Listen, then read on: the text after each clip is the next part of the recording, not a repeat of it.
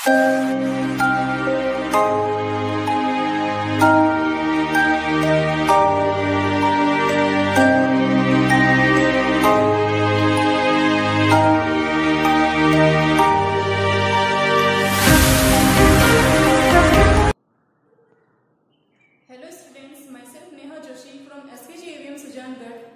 कि हम एसकेजी की ऑनलाइन क्लासेस में अब तक ग्रामर के टॉपिक कर रहे थे और पिछले 2 वीडियो से हमने नया टॉपिक स्टार्ट किया है 10th का, जो कि अपनी पोइम है my good right hand written by Charles Mackay. इसके हमने अभी तक 2 स्टेंजास कंप्लीट किए हैं कि किस प्रकार जो इस पोइम के जो पोइट है चार्ल्स मैके, वो किस प्रकार पहले स्टेंजा के अंदर अपने जो बुरे दिनों के अंदर फंस जाते हैं, किस प्रकार वो लोगों का बिहेवियर, कलीग्स और अपने रिलेटिव्स का जो बिहेवियर है उनको समझ में आता है कि उनको कोई भी सपोर्ट नहीं करता है। सेकेंड स्टेंजा के अंदर वो जो अपना सेल्फ कॉन्फिडेंस है उसको जागृत करते हैं, ईश्वर और अपने जो कठिन परिश्रम के ऊपर विश्वास करते हुए वो जो अपनी लाइफ में जितनी भी डिफिकल्टीज है उनको पार करने का वो सोचते हैं। अब आज हम बात करेंगे थर्ड स्टेंजा की। थर्ड स्टेंजा के अंदर जो इसमें पॉइंट है वो अपना करेज की बात करता है कि किस प्रकार उनके करेज ने उनको उसकी डिफिकल्टीज और सोरोनेस है उसको बाहर निकालने में मदद की। तो हम यहाँ पर पहले इसका हम जो स्टेंजा है इसका हिंदी अर्थ देखते हैं, इसके तक मीनिंग्स भी देखते हैं, फिर बाद में इसकी एक्सप्लेनेशन देखेंगे। तो यहाँ पर स्टेंजा है कुछ इस तरीके से, my courage revived in my fortunes despite and my hand was as strong as my spirit was light.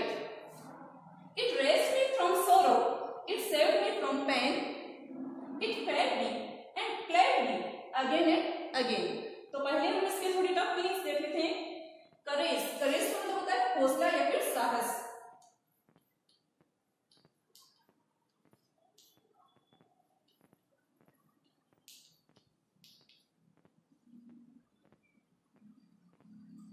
Revive का मतलब होता है पुनः जागृत करना। रिवाइव का मतलब हो गया पुनः जागृत करना।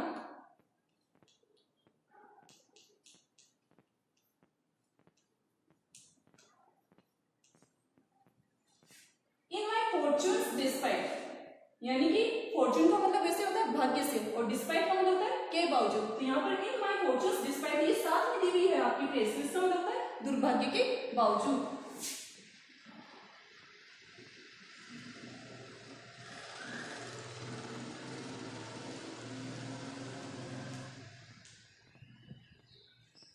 नेक्स्ट लाइन में हम देखते हैं, and my hand was as strong as my spirit was light. Spirit का मतलब होता है मन स्थिति, जो इनर अपनी जो सोल क्या कहती है, मन स्थिति। स्पिरिट का मतलब हो गया मन स्थिति। लाइट का मतलब होता है हल्का, लेकिन यहाँ पर अपन इसका मतलब निकालेंगे प्रसन्नता से।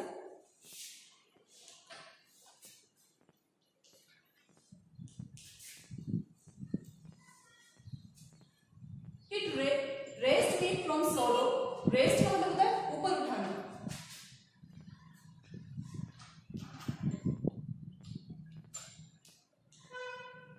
From sorrow, sorrow का मतलब होता है दुख, तकलीफ, ग्लूमीनेस। It saved me from pain. Pain का मतलब होता है पीड़ा या फिर कष्ट।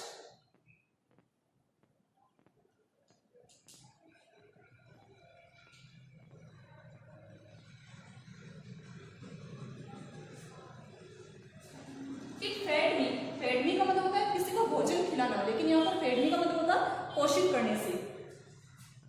पोषित करने में किसी भोजन नहीं खिलाने से हो गया, इसका मतलब पोषित करना। Plate, plate is the synonym of the word cloth. Plate का मतलब होता है कपड़े या फिर वस्त्र।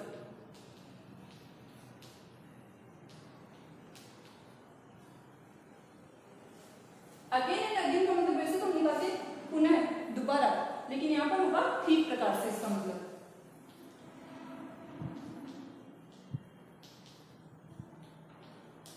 ठीक प्रकार से। अब इसका थोड़ा हिंदी देख लेते हैं हम लोग। माई करेज revive in my fortunes despite. यहाँ पर जो चार्ल्स मैके हैं वो ये कह रहे हैं कि मेरे जो दुर्भाग्य के जो दिन थे उन दुर्भाग्य के बावजूद मेरा जो साहस है, मेरा जो हौसला है वो पुनः जागृत हो गया।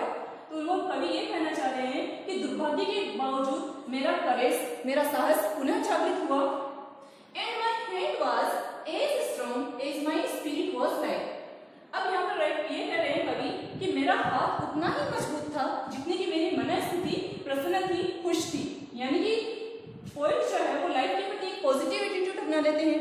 वो क्या सोचते हैं कि जितने भी जो हमारी लाइफ के अंदर जो ये डिफिकल्टीज आई, लास्ट स्टेंजा में हमने देखा था कि पोएट जो है वो गॉड के ऊपर, अपने जो हार्ड वर्क के ऊपर बिलीव करते हैं, तो उससे क्या उनका थोड़ा माइंड चेंज होता है, वो लाइफ के प्रति थोड़ा पॉजिटिव एटीट्यूड अपनाते हैं। उनको ये लगता है जितनी भी जो मेरी डिफिकल्टीज आई उनको मैं आसानी से पार कर पाऊंगा। एक तरीके से उनका करेज जागृत हो गया इस स्टेंजा के अंदर। तो सेम चीज यहाँ पर पोएट बताना चाह रहे हैं कि and my hand was as strong as my spirit was light. अब यहाँ पर पोएट कह रहे हैं कि मेरा हाथ उतना ही मजबूत था जितनी कि मेरी मनस्थिति प्रसन्नता से भरी हुई थी। यानी प्रसन्नता और खुश मिजाज तरीके से उन्होंने जितनी भी जो डिफिकल्टीज थी उनको पार करने के लिए उन्होंने सोचा। It raised me from sorrow, it saved me from pain. इसने मुझे दुख और जितनी भी जो मुझे थी उससे मुझको ऊपर उठाया। अब यहाँ पर जो ये इट वर्ड किसके लिए लिया गया है? इट वर्ड यहाँ पर लिया गया है करेज के लिए। इट यहाँ पर लिया गया करेज, यानी कि कवि के जो साहस और जो होश था उससे ने उसको सेल्फ मोटिवेट किया अंदर से, जिससे कि वो क्या है कि वो जितने भी जो उनकी लाइफ में दुख है, सोरोनेस है, जितने भी जो पेन है, पीड़ा है, उससे वो ऊपर उठ पाए और उन्होंने इसको बचा लिया। यानी कि पोएट की जो करेज ने उनको जितनी भी जो दुख और पीड़ाएं थी उससे उसको ऊपर उठा लिया, बचा लिया। It fed me and played me again and again. इसने यानी कि उनके जो करेज ने उनको पोषित किया और भली प्रकार से, ठीक प्रकार से उनको वस्त्र और कपड़े उपलब्ध करवाए। ठीक है, देख लेते हैं कि उनका जो पोएट है उनका साहस पुनः जागृत होता है। दुर्भाग्य के बावजूद उनका जो साहस है, वो हौसला है, वो पुनः जागृत हो जाता है। इससे क्या होता है कि और वो दोबारा कहते हैं कि मेरा जो हाथ है वो उतना ही ज्यादा मजबूत था जितनी कि उनकी मनस्थिति प्रसन्न थी। थर्ड लाइन में हम देख लेते हैं कि it raised me from sorrow, यानी कि उनके करेज ने उनको उनकी जो सोरोनेस है, उनकी जो पेननेस है, उससे उसको ऊपर उठाया और उससे उसको मतलब कि डिप्रेशन में जाने से बचा लिया। It fed me and played me again and again, और इसने मुझको भली प्रकार से, यानी कि उनके करेज ने, उनके इनर करेज ने उनको भली प्रकार से उनको पोषित किया, उनको ठीक प्रकार से वस्त्र और कपड़े उपलब्ध कराए। यानी कि एक तरीके से वो अपने माय गुड राइट हैंड की ही बात कर रहे हैं कि उनके जो कठिन परिश्रम ने ही उनको इनडायरेक्ट वे में पोषित किया है। वो जो परिश्रम करेंगे तभी तो उनके पास कुछ आएगा तभी तो वो कुछ पोषित कर पाएंगे, वस्त्र और कपड़े उपलब्ध कर पाएंगे खुद के लिए। एक चीज कहा जा रहा है कि it fed me and played me again and again. तो ये जो स्टेज था इसके अंदर हमने देखा कि किस प्रकार पोएट के करेज ने उनको इनर इंस्पायर किया और किस प्रकार वो डिफिकल्टीज और सोरोनेस से बाहर आ पाए। अब हम देख लेते हैं इसकी एक्सप्लेनेशन।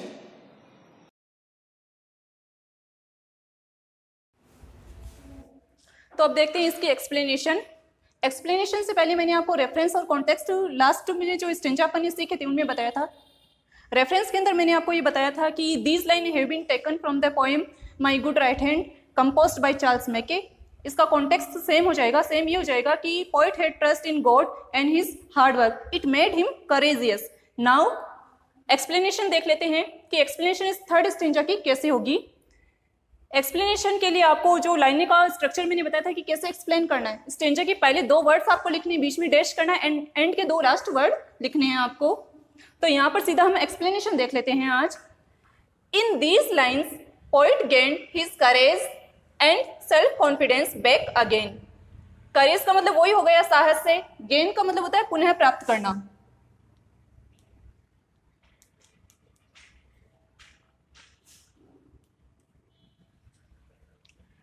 तो इन लाइनों में जो कवि ये कह रहा है, चार्ल्स मैके ये कहना चाह रहे हैं कि उन्होंने अपना जो करेज और जो सेल्फ कॉन्फिडेंस है, आत्मविश्वास है और जो साहस है उसको पुनः हासिल कर लिया।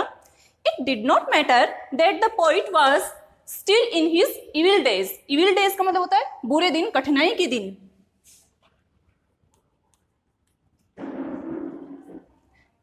इट डिड नॉट मैटर का मतलब होता है इससे कोई फर्क नहीं पड़ता है, इससे कोई फर्क नहीं पड़ता है।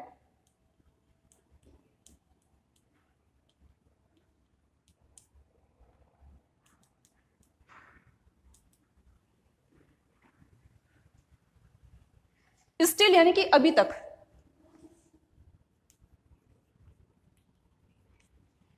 तो it did not matter that the poet was still in his evil days. इससे कोई फर्क नहीं पड़ता है कि पोइट जो था अभी भी अपने बुरे दिनों में फंसा हुआ था, फिर भी क्या है कि उससे जो उसका साहस है, उसके आत्मविश्वास ने उसको पुनः प्राप्त किया और उससे वो डिफिकल्टीज से वो बाहर निकलने में सफल हो पाया. His good right hand gave him strength and courage to work hard. उनका जो गुड राइट हैंड है, गुड राइट हैंड एक तरीके से हार्ड वर्क ही हो गया, तो उनके जो गुड राइट हैंड ने उनको ये शक्ति प्रदान की और इतना साहस उनको प्रदान किया कि वो अपने इस डिफिकल्ट टाइम से बाहर आ पाए. तो his good right hand gave him strength and courage to work hard. Strength का मतलब होता है पावर या फिर शक्ति. उनके गुड राइट हैंड ने उनको ऐसे शक्ति और ऐसा साहस प्रदान किया कि वो जो है अपनी इस डिफिकल्ट सिचुएशन से बाहर निकल पाए. His gloom and disappointment disappeared. Gloom का मतलब होता है उदासी.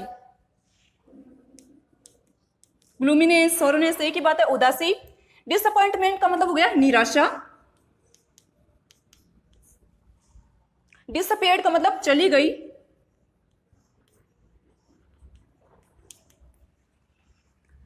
His gloom and disappointment disappeared. उनकी जितनी भी जो लाइफ में उदासी थी, निराशाएं थी, वो उनकी लाइफ से चली गई. क्यों चली गई? क्योंकि उनका इनर करेज जागृत हो गया था. He became light and cheerful because his courage raised him above sorrow and saved him from pains. वो पहले की भांति क्या है? He became light and cheerful. अब वो पहले की भांति प्रसन्नचित्त हो जाता है. क्यों हो जाता है? क्योंकि उनका जो करेज है यानी कि उनका जो हौसला है, उनके साहस ने उनको जो सोरो और तकलीफ है, सोरो और जो पेन है उनकी लाइफ में, उससे उसको ऊपर उठाने में मदद की. वो पहले की भांति क्या है, थोड़ा बहुत वो खुद को लाइट प्रसन्न करने लग जाते हैं, खुद को हल्का या प्रसन्नचित्त महसूस इसलिए करने लग जाते हैं क्योंकि जो उनका जो करेज है उसने उसको उनकी लाइफ की जितनी भी सोरोनेस है, जितना पेनफुलनेस है, उससे इसको ऊपर उठाने में मदद की, सहायता की. एक फेमस कोटेशन है एपीजे अब्दुल कलाम का कि difficulties in your life don't come to destroy you but to help you to realise your hidden power and potential. यही बात यहाँ पर लागू होती है पोइट की लाइफ में भी कि जितनी भी जो कभी कभी हमारी लाइफ में डिफिकल्टीज आती है वो हमारी लाइफ में इसलिए नहीं आती है कि हम पूरे ही निराशा में डूब जाएं या फिर हम पूरे ही डिस्ट्रॉय हो जाएं, नष्ट हो जाएं. वो हमारी लाइफ में जानबूझकर आती है. क्यों? क्योंकि हम अपनी लाइफ के अंदर जो भी अपना हिडन पावर है, हिडन जो अपना करेज है, उसको पहचान सके और उसको पहचानते हुए हम उस डिफिकल्ट सिचुएशन से बाहर आ सकें. तो ये चीज सेम चीज यहाँ पर चार्ल्स मैके की लाइफ में अप्लाई होती है. तो यहाँ पर जो क्या है, पोइट का जो करेज है उससे उसको डिफिकल्टीज से बाहर निकालने में एक तरीके से मदद की और जितनी भी जो पीड़ाएं और जो सोरोनेस थी उसकी लाइफ से डिसअपियर हो गई. He started prospering. अब वो क्या है, पहले की भांति पुनः वो समृद्धशाली बन गया. प्रोस्पेरिंग का मतलब था समृद्धशाली. प्रोस्पर का मतलब था समृद्ध. यहाँ पर आईएनजी लगे वर्ड में तो हो गया समृद्धशाली. He started prospering. वो पहले की भांति समृद्धशाली व्यक्ति बन गया. His faith in God and his hard work gave him food and cloth well. उसका जो विश्वास है भगवान के ऊपर, उसका जो विश्वास है और जिसका वो कठिन परिश्रम है, जिसके ऊपर वो विश्वास कर रहा था, यानी कि जो चार्ल्स मैके हैं उसने अपने गॉड के ऊपर विश्वास जताया, अपनी कठिन परिश्रम यानी कि हार्ड वर्क पर विश्वास किया.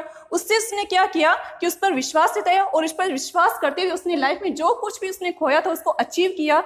और उससे उसने क्या किया, जितना भी जो फूड और क्लॉथ है वो उसको उपलब्ध करवाए. तो his faith in God and his hard work gave him food and cloth well.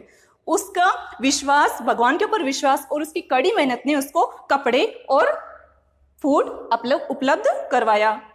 तो ये था आपका एक्सप्लेनेशन.